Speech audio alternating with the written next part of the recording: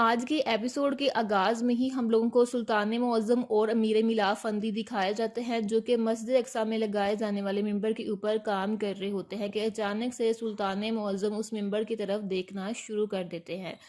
امیر ملا فندی پوچھتے ہیں کہ کیا ہوا سلطان؟ سلطان جواب دیتے ہیں کہ میں آج جب قدس میں داخل ہوا تو دل تو بہت خوش تھا لیکن آنکھوں میں آنسو تھے۔ مجھے فوراً سے خیال آیا کہ میں یہ ممبر جب مسجد اقصی میں لگاؤں گا تو کتنی خوشی حاصل ہوگی، تو فوراً سے دوسری طرف مجھے اس بات کا بھی خیال آ گیا کہ وہاں پر رہنے والے مسلمان ان صلیبیوں کے ظلم سے بہت زیادہ تنگ ہیں۔ میرے ملا فندی کہتے ہیں کہ جب ہم اس قدس کو فتح کر لیں گے تب یہ ممبر کام آئیں گے۔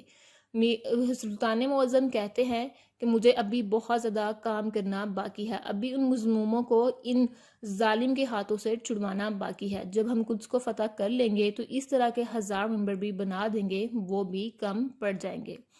تب امیر ملا فندی کہتے ہیں کہ فتح کے بعد یہ تمام ممبر ہمارے بہت زیادہ کام آئیں گے، آپ پریشان مت ہوں انشاءاللہ۔ سلطان معظم یہ اب کہتے ہیں کہ اگر میں تمام سرداروں کو ایک پرچم کے نیچے اکٹھا کرنے میں کامیاب ہو گیا تو ہماری سلطنت ایک بہت بڑا درخت بن جائے گی۔ امیر ملا فندی کہتے ہیں کہ سلطنت ہوتی کیا ہے؟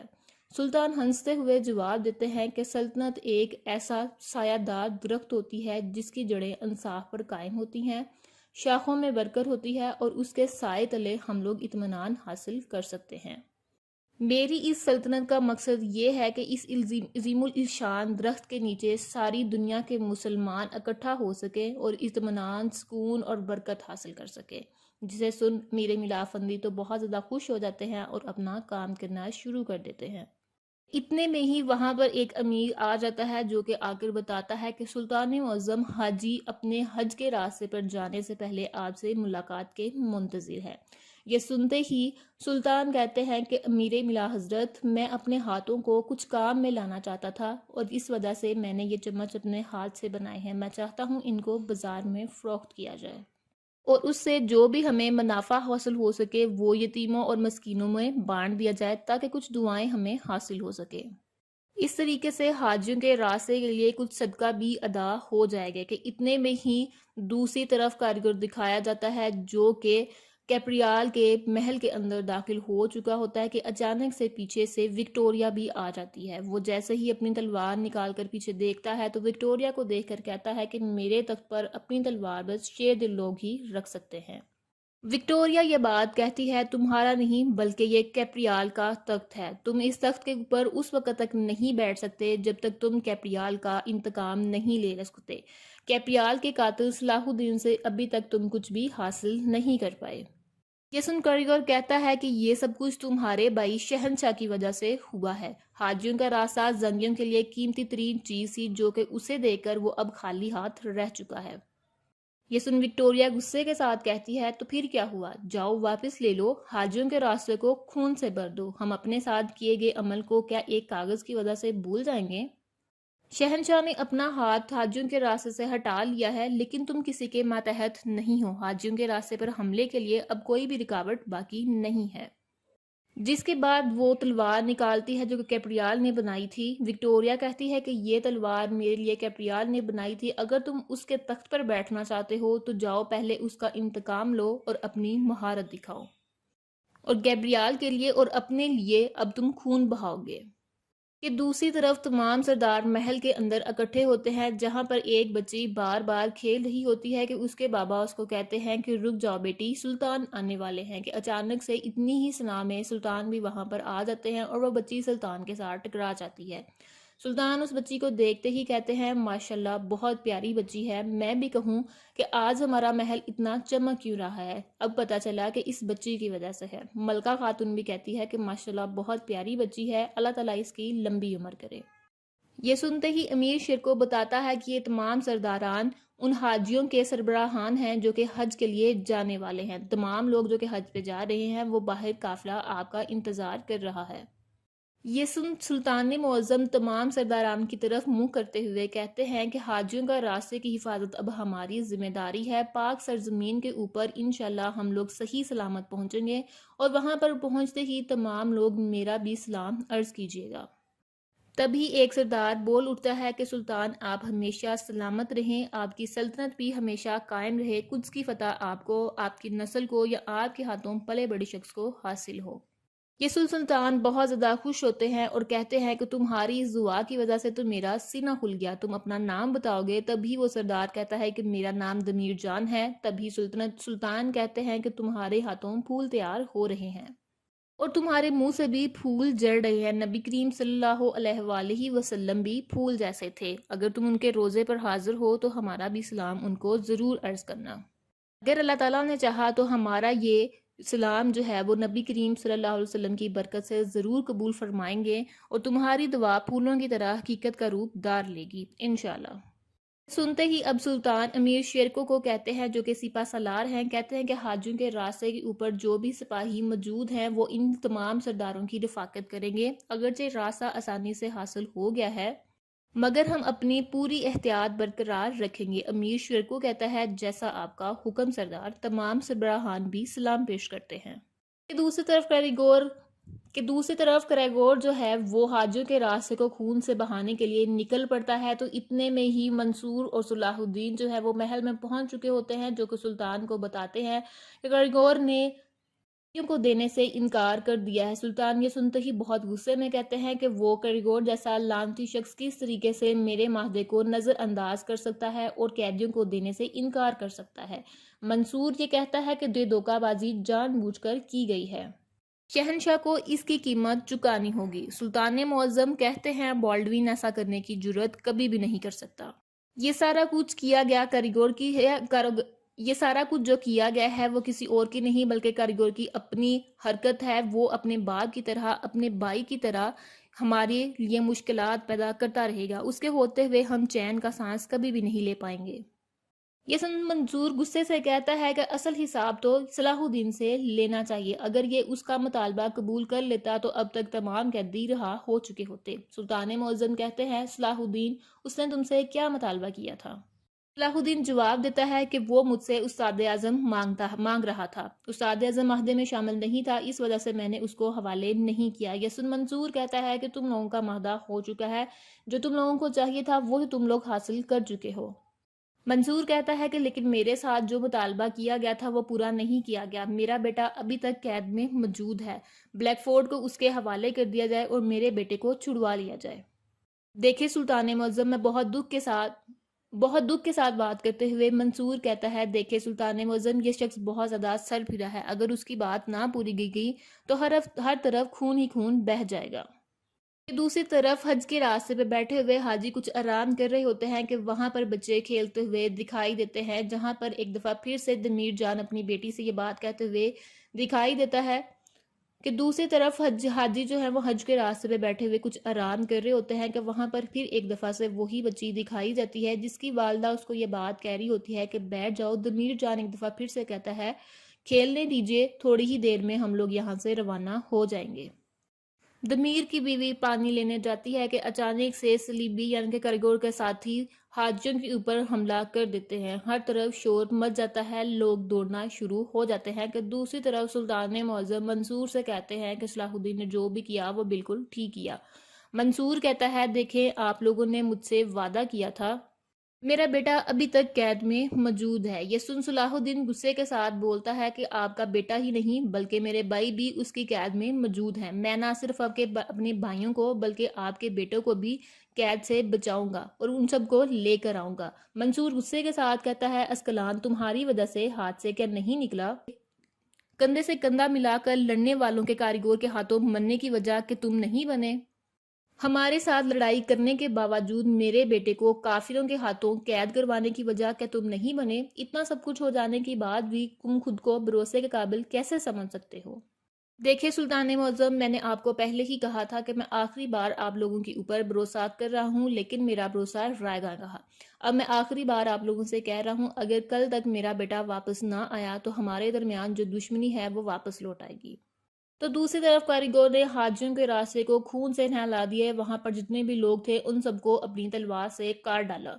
تو وہیں پر اچانک سے ہم لوگوں کو سریہ خاتون پچھلی باتوں کو یاد کرتے ہوئے دکھائی دیتی ہے، جو کہ اس کو یاد آتا ہے کہ کس طریقے سے صلاح الدین نے اس کو کہا تھا کہ دل ٹوٹ جائیں تو الفاظ کام نہیں آتے۔ یہ یاد کرتے ہی وہ رونا شروع کر دیتی ہے کہ منصور اچانک سے وہاں پر آ جاتا ہے اور غصے کے ساتھ کہتا ہے کہ مجھے پانی دیتے ہوئے سریہ خاتون کہتی ہے کہ خلیل کہاں ہے بابا؟ تب منصور جواب دیتا ہے، وہ بھی گالی دیتے ہوئے، کہ ان لوگوں نے خلیل کو ہمارے حوالے نہیں کیا، سارا قصور ان زنگیوں کا ہے، ان لوگوں نے ہمارے کیے گئے اعتماد کو ایک دفعہ پھر سے خاک میں ملا دیا ہے۔ ان زنگیوں نے ہمیں کمزور سمجھ کر ہمیں نظر انداز کرنا شروع کر دیا ہے، لیکن میں ان کو بتاؤں گا کہ منصور آخر ہے کون۔ یہ سن سریہ خاتون کہتی ہے کہ آپ کیا کرنے والے ہیں بابا؟ منصور جواب دیتا ہے، اپنے سرداروں کو پیغام بھجوا کر سپاہی اکٹھے کروں گا۔ اگر کل تک معاملہ حل نہ کیا گیا تو میں تمام سرداروں کے ساتھ مل کر ان زنگیوں کے خلاف تلوار اٹھا لوں گا۔ یہ سن سریہ خاتون کہتی ہے کہ بابا ایسا مت کیجیے، ان لوگوں نے ہم لوگوں کو حملے سے بچایا تھا۔ یہ سنتے ہی منصور کو بہت زیادہ غصہ آ جاتا ہے اور وہ اٹھا کر گلاس پھینک دیتا ہے اور کہتا ہے کہ ان زنگیوں نے تو تمہارے دل کے اوپر ہی قبضہ کر لیا ہے، تم ایک اسکلانی لڑکی ہو، تمہارا دل تو فولاد کی طرح مضبوط ہونا چاہیے۔ اب جاؤ یہاں سے اور اپنی تلوار کی دھار تیز کرو، اگر کل تک معاملہ حل نہ ہو سکا تو تمہیں بھی ہمارا ہاتھ بٹانا ہوگا۔ کہ دوسری طرف تمام حج پہ جانے والے لوگ جو ہیں وہ قیدی بنا لیے گئے تھے کہ اچانک سے وہی بچی اٹھ کر کھڑی ہوتی ہے۔ دمیر کہتا ہے کہ اس کی طرف مت بڑھو، وہ بھیک مانگتے ہوئے کہتا ہے کہ اس کو کچھ بھی مت کہنا، تم مجھے مارو، جو بھی تم کہنا چاہتے ہو مجھے کہہ لو۔ اپنی تلوار زمین کے اندر دنستے ہوئے کاریگر کہتا ہے کہ ڈرو مت، میں تمہاری بچی کو کچھ بھی نہیں کہوں گا، جس کے بعد اس بچی کو اٹھاتے ہوئے کہتا ہے کہ میری شکل غور سے دیکھ لو پیاری بچی، میں نے تمہاری ماں کو مارا ہے اور تمہارے والد کو میں نے غلام بنا لیا ہے، ہو سکتا ہے کہ کل تم مجھ سے انتقام لینے کے لیے آؤ، اور انتقام کا جو احساس ہوتا ہے وہ بہترین احساس ہوتا ہے۔ جس کے بعد کاریگر ان تمام لوگوں کو دمیر جان کو بھی وہاں سے لے کر چلا جاتا ہے، لیکن وہ بچی پیچھے بھیک مانگتی رہ جاتی ہے کہ میرے بابا کو مت لے کر جائیں، میرے بابا کو مت لے کر جائیں۔ کہ اچانک سے امیر شیر کو دوسری طرف سلطان معظم کو بتا رہا ہوتا ہے کہ تمام سرداران کو دعوت نامے بھیج دیے گئے ہیں اور ان کو یہاں پر مدعو کر لیا گیا ہے۔ سلطان معظم کہتے ہیں کہ حاجیوں کا راستہ ہماری حفاظت میں آنے کی وجہ سے ہماری ساکھ کافی زیادہ بہتر ہو گئی ہے۔ تمام سرداران بھی مجھے پوری امید ہے کہ ہمارے پرچم تلے جمع ہو جائیں گے۔ جرگے کے دوران جتنے بھی مسلمان ہیں ان تمام مسلمانوں کو اتحاد میں لینے کی پوری کوشش کریں گے۔ امیر شیر کو سوال کرتا ہے کہ سلطان معظم منصور کا کیا ہوگا؟ اگر ہماری حدود میں لڑائی ہوئی تو کوئی بھی شخص ہمارا ساتھ نہیں دے گا۔ یہ سنتے ہی صلاح الدین کہتا ہے کہ میں ایسا کبھی بھی نہیں ہونے دوں گا۔ میں کل جاؤں گا اپنے بھائیوں کو اور خلیل کو ان کے قبضے سے چھڑوا لاؤں گا۔ کہ اتنے میں ہی امیر اصفہانی کمرے کے اندر آ جاتے ہیں اور آتے ہی بتاتے ہیں کہ حاجیوں کے راستے کے اوپر حملہ ہو چکا ہے، جسے سنتے ہی تمام لوگ بہت زیادہ پریشان ہو جاتے ہیں۔ امیر اصفہانی ساتھ یہ بھی بتاتا ہے کہ جتنے بھی سپاہی اور حج پر جانے والے لوگ تھے وہ تمام کے تمام لوگ مارے جا چکے ہیں۔ یہ سنتے ہی سلطان معظم گرنے لگتے ہیں کہ آگے بڑھ کر صلاح الدین ان کو سنبھال لیتا ہے۔ اس کے بعد صلاح الدین کو وہ ہاتھ کے ساتھ اشارہ کرتا ہے کہ وہ بالکل ٹھیک ہے، اور امیر اصفہانی سے پوچھتا ہے کہ ایسا کرنے کی جرت کس نے کی؟ امیر شیر کو کہتا ہے کہ بالڈوین نے ہمارے ساتھ جو معاہدہ کیا تھا اس کی پاسداری نہیں کی سلطان معظم۔ صلاح الدین جواب دیتا ہے کہ بالڈوین ایسا کرنے کی جرت کبھی بھی نہیں کر سکتا، میں وہاں جا کر پتہ کرتا ہوں کہ آخر یہ سب کچھ کرنے کی جرت کس نے کی ہے۔ سلطان نور الدین غصے کے ساتھ کہتے ہیں کہ فوری طور پر وہاں جاؤ اور پتہ لگاؤ کہ آخر یہ سب کچھ کرنے کی جرت کس نے کی ہے، تاکہ میں جان سکوں کہ میری تلوار اب کس کے اوپر ٹوٹے گی۔ جس کے بعد صلاح الدین عزت کے ساتھ سر جھکاتے ہوئے وہاں سے حاجیوں کے راستے کی طرف نکل پڑتا ہے۔ کہ جیسے ہی صلاح الدین حجیوں کے راستے پر پہنچتا ہے تو دیکھتا ہے کہ وہاں پر جتنے بھی لوگ تھے وہ شہید ہو چکے ہیں۔ ان کو دیکھتے ہی صلاح الدین کو بہت زیادہ دکھ ہوتا ہے کہ اچانک سے اس کا ساتھی بول اٹھتا ہے کہ ان لوگوں کے پاس ہم لوگوں سے لڑنے کی طاقت نہیں تھی تو ان لوگوں نے ان کے اوپر حملہ کر دیا۔ صلاح الدین کہتا ہے کہ یہ لوگ ہمارے ساتھی ہیں، ہمارے ساتھی شہید ہو چکے ہیں۔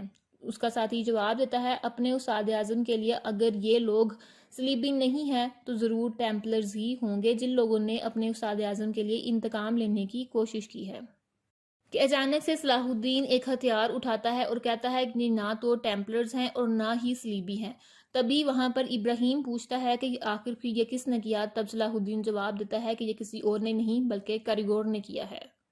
کہ اچانک سے وہاں پر کچھ آواز ہوتی ہے تو صلاح الدین آگے بڑھ کر اپنی تلوار نکالتا ہے اور دیکھتا ہے کہ وہاں پر دمیر کی بیٹی بیٹھی ہوتی ہے جو کہ التجا کر رہی ہوتی ہے کہ براہ کرم مجھے قتل مت کیجیے۔ صلاح الدین اس کو کہتا ہے کہ ڈرو مت، ہم تمہیں نقصان نہیں پہنچائیں گے۔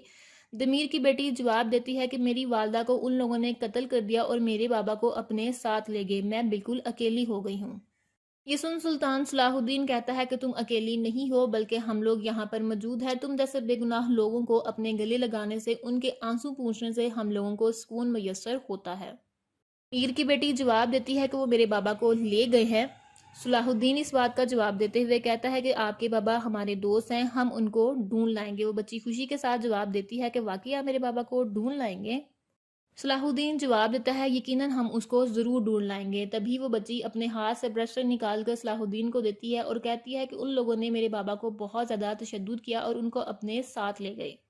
جب آپ میرے بابا کو ڈھونڈ لیں گے تب ان کو یہ دے دیجیے گا، مجھے یاد کریں گے تو ان کی تکلیف اس طریقے سے ختم ہو جائے گی۔ جس کے بعد صلاح الدین اس بچی کو لے کر محل پہنچ جاتا ہے کہ سامنے سے سلطان معظم اور ملکہ خاتون سے سامنا ہو جاتا ہے۔ صلاح الدین ان کو بتاتا ہے کہ حاجیوں کے راستے کے اوپر جو حملہ ہوا اس دوران اس بچی نے اپنی والدہ کو کھو دیا۔ یہ سنتے ہی سلطان معظم اپنے قدموں کے اوپر بیٹھ جاتے ہیں اس بچی کے پاس اور کہتے ہیں کہ تب یہ پھول ہمارے پاس کھلے گا، ہم اس کو پانی دیں گے اور زندہ رکھیں گے، اس سے پیچھے ہٹ کر ہم اس گلاب کو مرجانے بالکل نہیں دیں گے۔ کہتے ہی سلطان معظم کہتے ہیں کہ ملکہ خاتون اس بچی کو اللہ تعالیٰ نے ہمارے حوالے کیا ہے، اس بچی کو ہمیں ہمارے ساتھ رہنا ہے اور اسے اپنے بچوں کی طرح آپ کو سنبھالنا ہے۔ ملکہ خاتون ہاں میں سر ہلاتے ہوئے اس بچی کو تو ساتھ لے جاتے ہیں کہ اتنے میں سلطان معظم صلاح الدین سے پوچھتے ہیں کہ کیا تم نے جائزہ لیا حاجیوں کے راستے کے اوپر کس نے حملہ کیا ہے؟ صلاح الدین جواب دیتا ہے کہ کاریگور، اتنے میں ہی ایک سپاہی آ کر بتاتا ہے سلطان معظم کاریگور آیا ہے۔ سلطان اس کو محل کے اندر بلانے کے لیے بھیج دیتے ہیں۔ کاریگور وہاں پر آتا ہے اور غصے کی حالت میں دیکھتا ہے کہ سلطان معظم بھی غصے کی حالت میں طرف دیکھتے ہوئے کہتے ہیں کہ حاجیوں کے راستے کو خون میں ڈبو کر تم نے یہاں پر آنے کی جرت کیسے کی؟ تبھی ہم لوگوں کو دکھایا جاتا ہے کہ کاریگور کو یاد آتا ہے کہ کس طریقے سے اس کے والد کے اوپر حملہ کیا تھا اور اسی کے ایک ساتھی نے اس کے والد کو پکڑ کر اس کے سامنے سلطان معظم کے سامنے پیش کرتے ہوئے کہا تھا کہ آپ کے حکم کے مطابق اس کو ہم لوگوں نے امیر حضرت زندہ گرفتار کیا ہے۔ دور کھڑے یہ سب کچھ کوئی اور نہیں بلکہ کریگور دیکھ رہا ہوتا ہے۔ کریگور کا جواب والد جو ہے وہ یہ کہتا ہے کہ سلطان معظم اگر آپ مجھ سے یہ امید رکھ رہے ہیں کہ میں اپنی زندگی کی بھیک مانگوں گا تو آپ غلطی پر ہیں۔ سلطان معظم یعنی کہ سلطان نور الدین غصے کے ساتھ کہتا ہے کہ عقل سے کام لو اور امان مانگو، اگر تم ایسا کرو گے تو میں تمہیں اور تمہارے لوگوں کو بخش دوں گا۔ کریگور کا والد جو ہے وہ اس بات کا جواب دیتا ہے کہ ہرگز نہیں، میں جو کچھ بھی کر رہا ہوں میں جانتا ہوں بالکل ٹھیک ہے، تمہارا سر جلد ہی قلم کر دیا جائے گا نور الدین۔ کہ کریگور کا والد جو ہے سپاہیوں کو سائیڈ پر کرنے کے بعد نور الدین زنگی کے اوپر حملہ کرتا ہے، لیکن اتنے میں ہی نور الدین زنگی اس کے اوپر حملہ کر کے اس کو قتل کر دیتے ہیں۔ کہ کریگور اپنے بابا کی طرف بھاگنے لگتا ہے کہ استاد اعظم بھاگ کر اس کو پکڑ لیتا ہے اور کہتا ہے کہ کیا اپنے بابا کی طرح تم مرنا چاہتے ہو؟ کریگور اس بات کا جواب دیتا ہے کہ وہ ان لوگوں کو قتل کر ڈالے گا۔ استاد اعظم یعنی کہ بلیک فورڈ ان کی طرف چہرہ کرتے ہوئے کریگور کو کہتا ہے کہ دیکھو ان لوگوں کو، کیا تم ان کو قتل کر سکتے ہو؟ جیسے ہی وہ ان لوگوں کی طرف دیکھتا ہے تو وہ خاموش ہو جاتا ہے۔ استاد اعظم کہتے ہیں کہ تم خاموش رہو۔ وہ کہتا ہے کہ میں اپنے بابا کی موت کا انتقام ضرور لوں گا۔ استاد اعظم کہتے ہیں کہ تم انتقام ضرور لینا لیکن فی الحال اس آگ کو اپنے دل میں رکھو، وقت گزرنے دو، اس آگ کو بڑھنے دو، جیسے جیسے وقت گزرے گا وقت کے آنے پر یہ آتش فشاں بن جائے گا۔ جب وقت آئے گا تو اس آگ کے اندر تم اپنے والد کے ان تمام قاتلوں کو جلا کر راکھ کر دو گے۔ کاریگر پوچھتا ہے کہ آخر تم کون ہو؟ استاد اعظم جواب دیتے ہیں کہ میں تمہیں اور تمہارے بھائی کیپریال کو سکھاؤں گا کہ بدلہ کس طریقے سے لیا جاتا ہے۔ آج کے وقت میں ایک دفعہ پھر سے کاریگور سلطان معظم کو کہتا ہے کہ میرے بابا کو تم نے قتل کیا لیکن میں استاد اعظم بلیک فورڈ کو قتل نہیں ہونے دوں گا۔ میں کہاں تک جا سکتا ہوں اس کے لیے میں تم لوگوں کو یہ سر دکھانے کے لیے لے کر آیا ہوں۔ جسے دیکھتے ہی سلطان معظم کو بہت دکھ ہوتا ہے۔ کاریگور کہتا ہے کہ زیادہ اطمینان مت رکھو، میں نے سب کو قتل نہیں کیا، صرف ان لوگوں کو قتل کیا ہے جو کہ قیامت نظر آتے تھے۔ یہ سنتے ہی صلاح الدین کو بہت غصہ آتا ہے اور وہ کاریگور کے اوپر اپنے چاقو کے ساتھ حملہ کر دیتا ہے۔ لمبے لمبے سانس لیتے ہوئے کاریگور کہتا ہے ٹھیک ہے چلو مجھے قتل کر دو، جیسے ہی تم مجھے قتل کر دو گے تو اپنے آدمیوں کو اسکلان کی فصیلوں کے ساتھ لٹکتے ہوئے دیکھو گے۔ یہ سن صلاح یہ سن صلاح الدین غصے کے ساتھ جواب دیتا ہے کہ نہ تو میرے آدمی شہادت سے ڈرتے ہیں اور نہ ہی میں تمہیں قتل کرنے سے خوف زدہ ہوں۔ کہ دوسری طرف ملکہ خاتون تمام لوگوں کو یہ بات کہتی ہے کہ الف جو ہے وہ اب ہماری ذمہ داری ہے، سلطان معظم نے اس کو ہمارے سپرد کیا ہے، میں تم لوگوں کے حوالے کر رہی ہوں کہ اس کی پرورش اب تم لوگوں کو بہت اچھے سے کرنی ہوگی۔ فاطمہ خاتون وہاں پر موجود ہوتی ہیں، جسے دیکھتے ہوئے ملکہ خاتون کہتی ہے کہ اس کو ہم لوگ علم اور ہر قابلیت سکھائیں گے، بچوں کی تربیت کرنے میں آپ ماہر ہیں، میں بہت اچھے طریقے سے جانتی ہوں۔ فاطمہ خاتون کہتی ہے کہ اس کا ننھا سا دل اس وقت کس طریقے سے دھڑک رہا ہوگا، میں جانتی ہوں، سب سے پہلے اسے ماں کی شفقت کی ضرورت ہوگی۔